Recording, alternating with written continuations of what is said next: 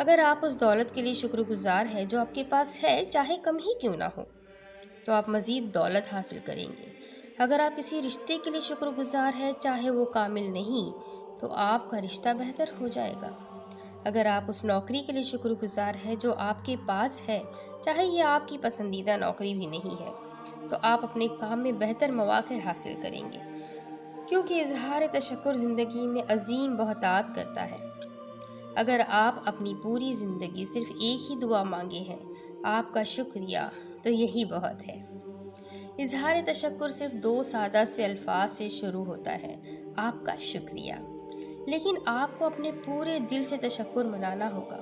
آپ جتنا زیادہ آپ کا شکریہ کہنا شروع کریں گے، اتنا ہی زیادہ اسے محسوس کریں گے اور اتنی ہی زیادہ محبت کریں گے۔